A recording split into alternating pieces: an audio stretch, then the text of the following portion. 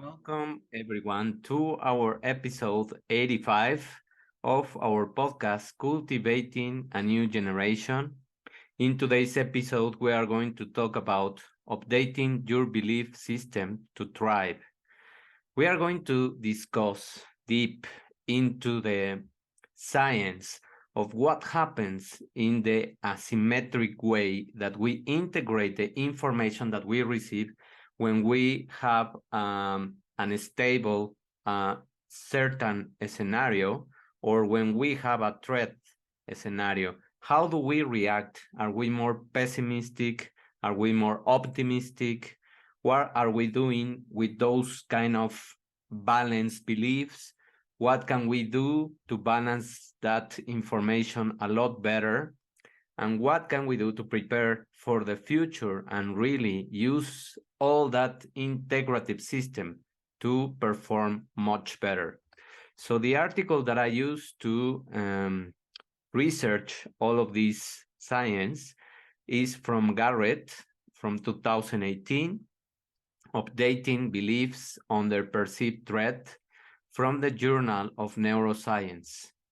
So what happens when we receive bad news or just news? Whether it is a piece of news that is good or bad is critical in determining whether it will alter our beliefs.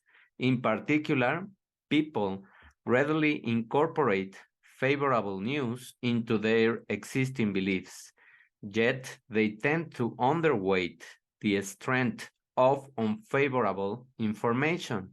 So that's just the way we are in terms of adaptive tools, adaptive traits.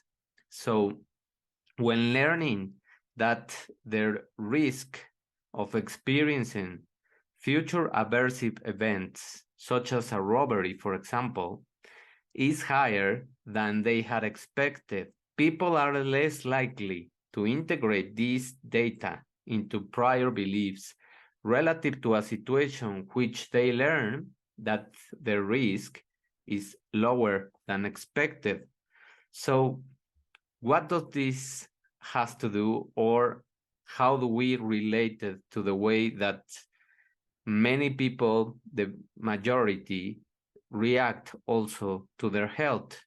Many times they know they have to lose weight, they know they have to exercise, they know they have to save money, but they don't do it because they are stable, because they are kind of healthy, because the symptoms that they experience are subtle, because they don't really think that they can develop a disease.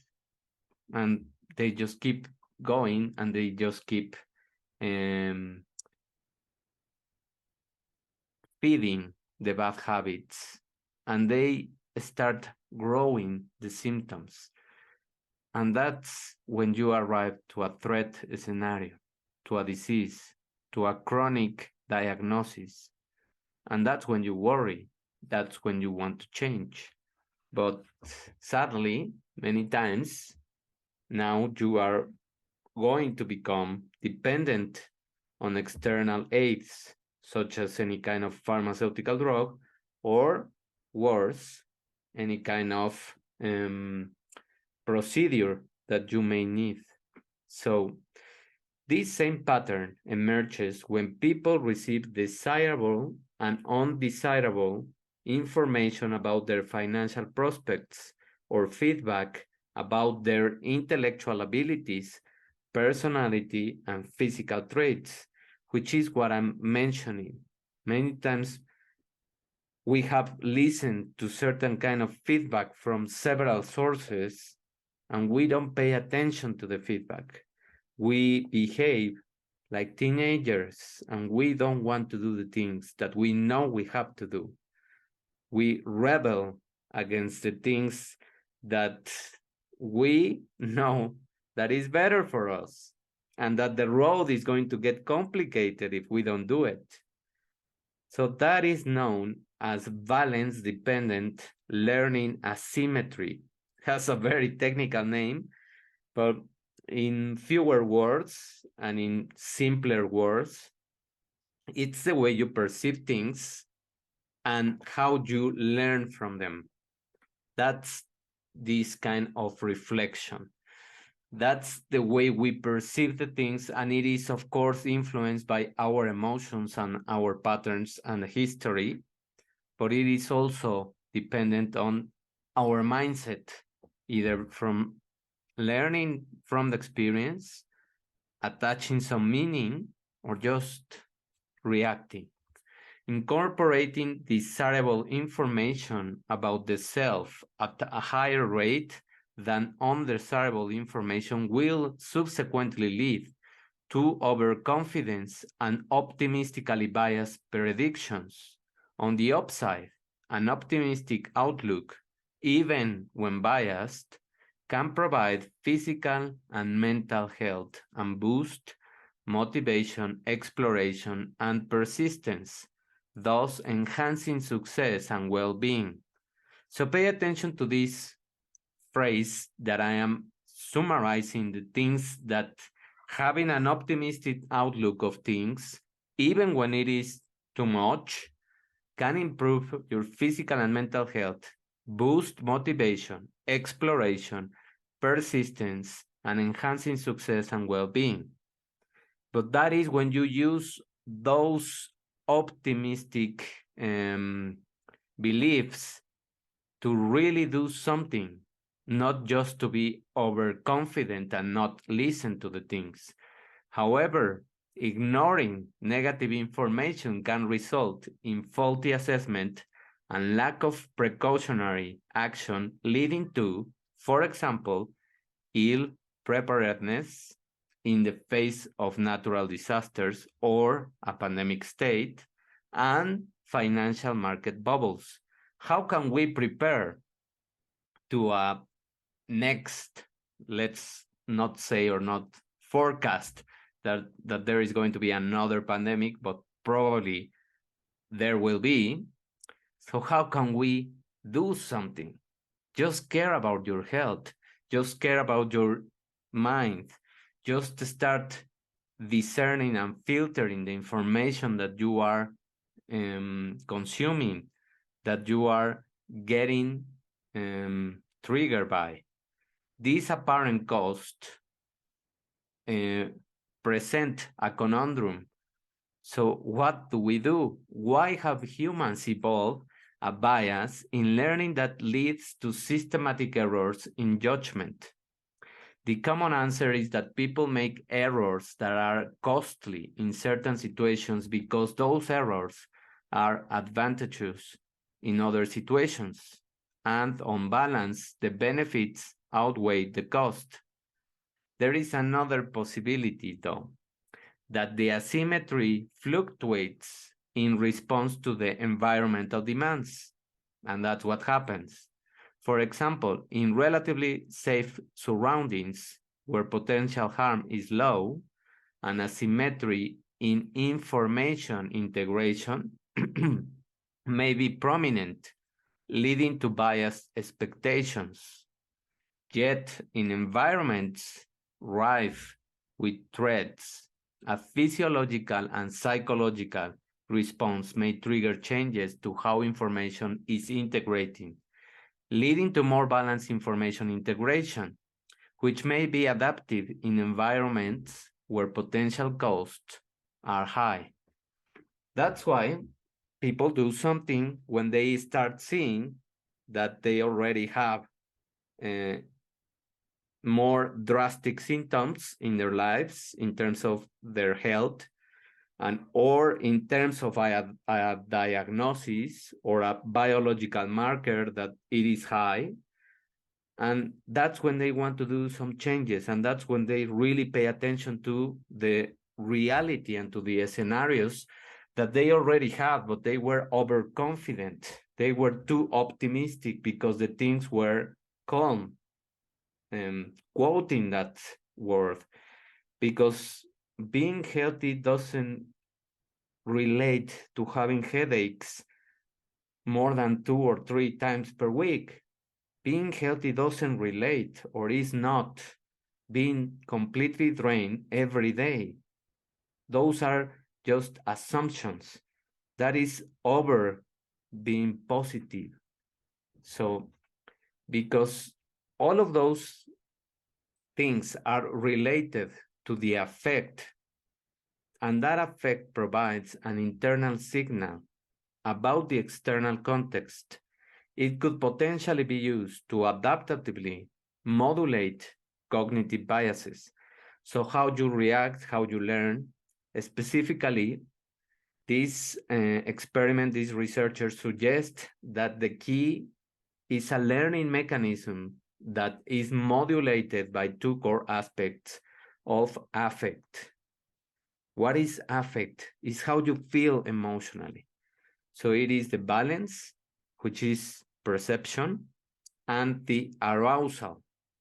A balance dependent learning mechanism biases judgment, and an arousal dependent switch controls the degree and perhaps sign of the bias. So, where are you going to take action? Depending on the perception that you have and depending on the motivation that you have to do something. To test this prediction, these researchers exposed participants to an acute threat manipulation in the laboratory that was experiment one, or tested participants in a real life environment, which were firefighters that were tested on call. That was the experiment two. After measuring indicators of arousal, stress, and anxiety, participants completed the belief updated task. Their results provide evidence that well-documented asymmetry in belief formation evaporates under perceived threat. Specifically, the experiment one showed that in a low-threat environment, individuals integrated information asymmetrically. That means it was biased, faithfully incorporating good news into their existing beliefs while relatively disregarding the bad news, so not preparing, being overconfident. Under perceived threat, however, this asymmetry disappeared.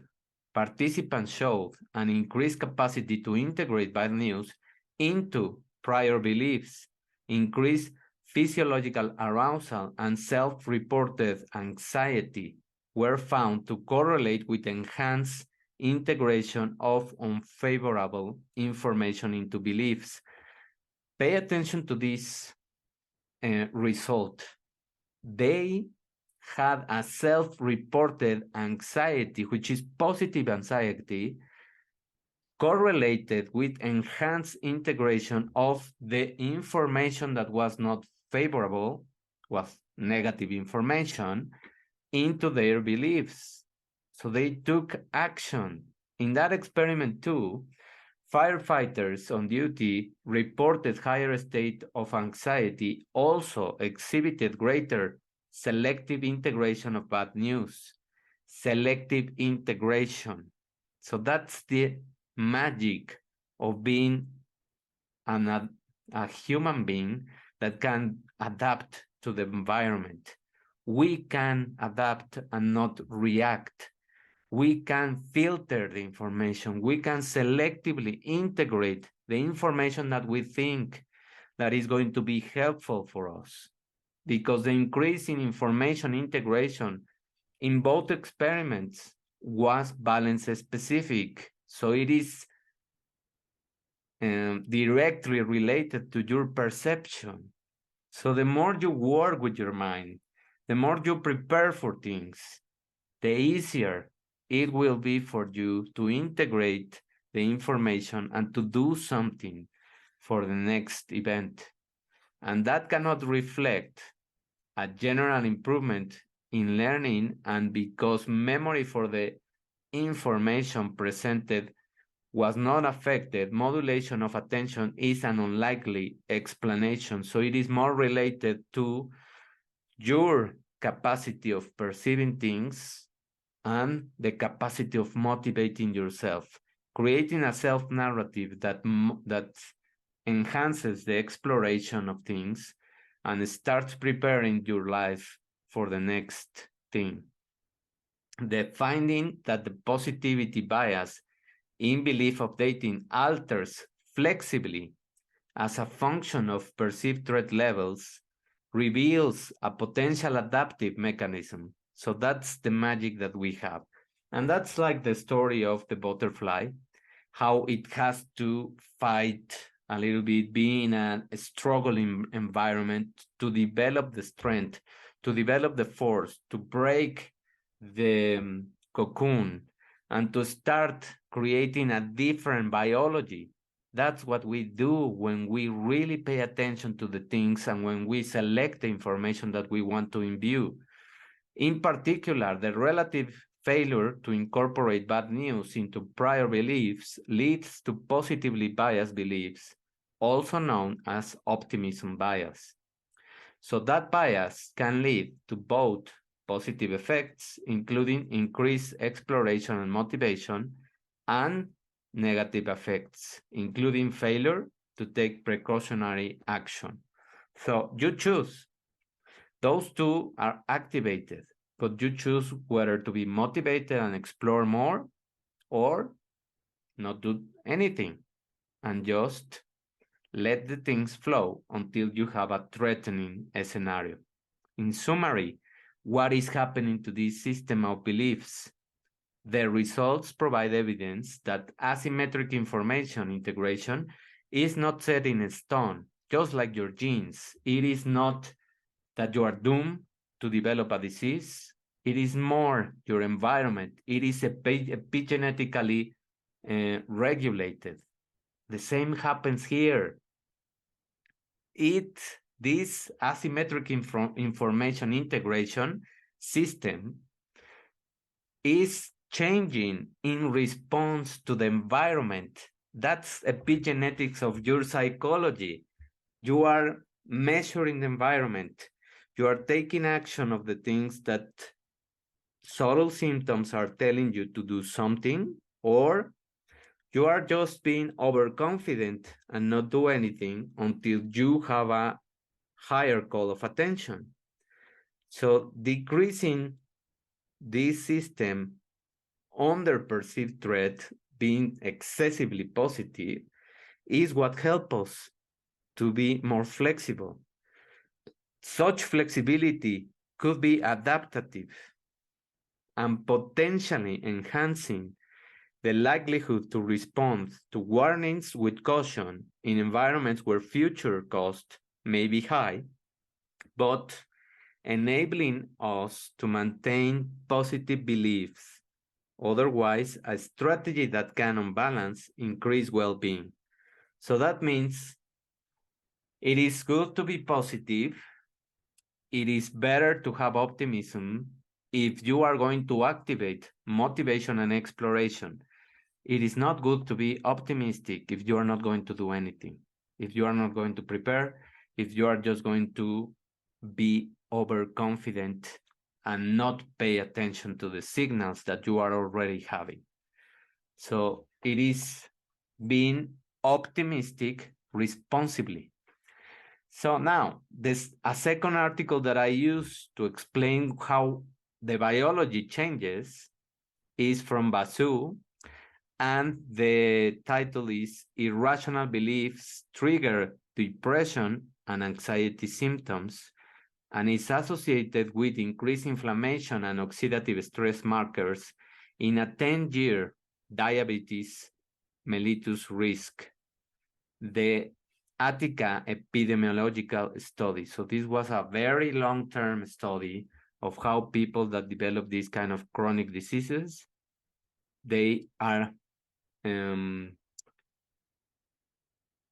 unconsciously affecting them with their belief system. According to Albert Ellis' Rational Emotive Behavioral Therapy, or REBT, irrational beliefs are negative, subjective, and extremely unrealistic cognitive constructs, such as, for example, perfectionism, catastrophizing, frustration, intolerance, self or other and life downing or diminishing dialogues that may generate negative and dysfunctional emotions like anxiety, depression, anger, etc. And behavioral consequences, for example, poor dietary options or other lifestyle choices that are damaging yourself under stressful circumstances.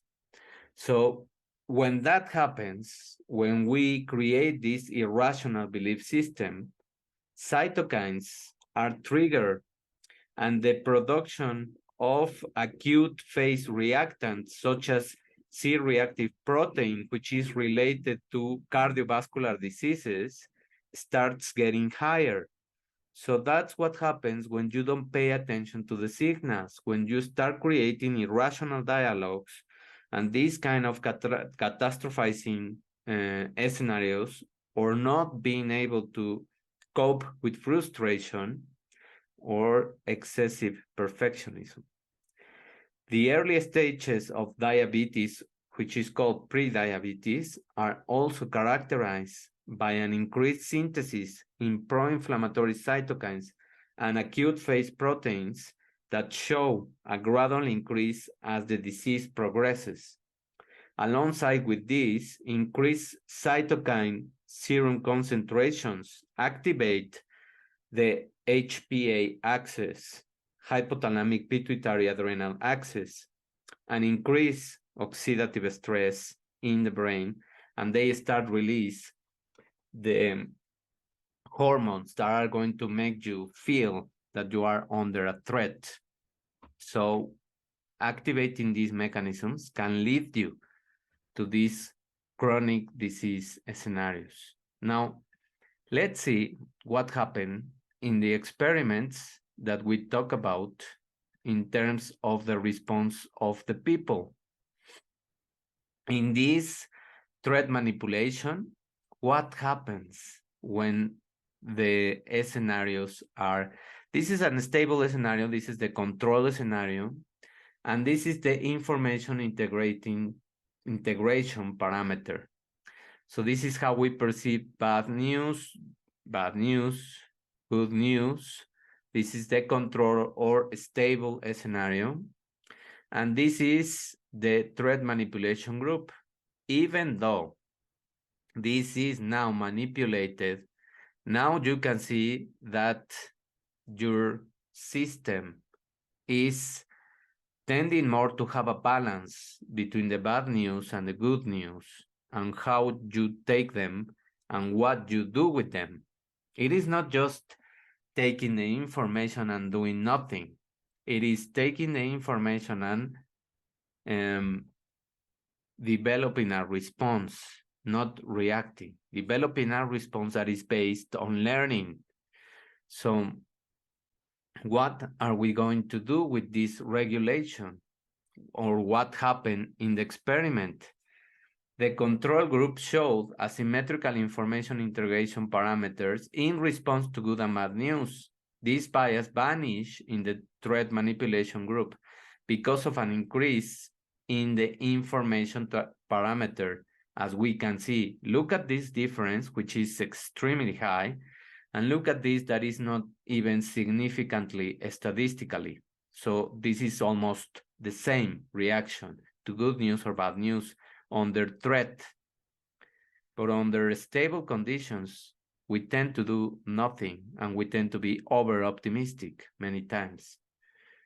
So now, what happens with anxiety and certain parameters that are measured in the skin and how you start releasing hormones such as adrenaline or cortisol, and what are you doing post and pre-manipulation? What is the response that you have to bad news? The integration parameter to bad news is increasing when you are being under the manipulation threat. And as you can see here, also the regulation of your system in terms of the hormones and neurotransmitters that you are releasing under the threat, you are having a much self-reported anxiety that is going to prepare you. That is, after the manipulation, an increase in both self-reported anxiety and SCL, which is the skin substances that are being measured, was related to larger information integration from bad news, correcting for possible confound. So these lines represent a correction of all the statistically measures that we have with people. So what it represents is that we are much better regulated in terms of anxiety and in terms of the stress releasing substances when we have these threat scenarios. That is a psychological response to the change of the scenario that we are having. So what is the main message that I want to convey with this information? We are the controlling system, psychologically, biologically, physiologically, and genetically, because this proves that we are also epigenetically modifying the psychology of how we perceive things, how we not react, how we respond to different kind of scenarios, and how not being over optimistic is the best option. Being optimistic is fine if you are activating motivation and exploration, but it is not good when you are not going to do anything and you are going to disregard the negative information or negative scenarios that can be real. And it is also not going to the extreme of creating irrational beliefs to activate a biology of stress, chronic stress, that is going to lead you to develop diabetes and many other diseases such as depression or the anxiety that is not good, the negative anxiety. So I hope that this information and this research and this data can help you to really start assessing more things in your life, paying more attention to your messages from your own body, and doing something, creating a system of exploration, creating a motivation to prepare much better for the things that might come. And that's it. And it is not being pessimistic. It is being real. It is being balanced. It is using this biology to help you, not to make you sick. Thank you very much for paying attention. I hope that you have been intrigued by this topic and I could be able to explain it much better so that you can integrate the information. And I just ask you one favor. Please help me to share this information. Give me a comment, give me a like, and interact with me so that I can speak about more topics. Thank you very much for your attention. Have a wonderful day. See you in the next. And remember that in January, I have a new program that is going to be released during this week so that I can help you in January to create a life based on the 5 pillars of your inner health. Thank you very much and have a wonderful day. Bye.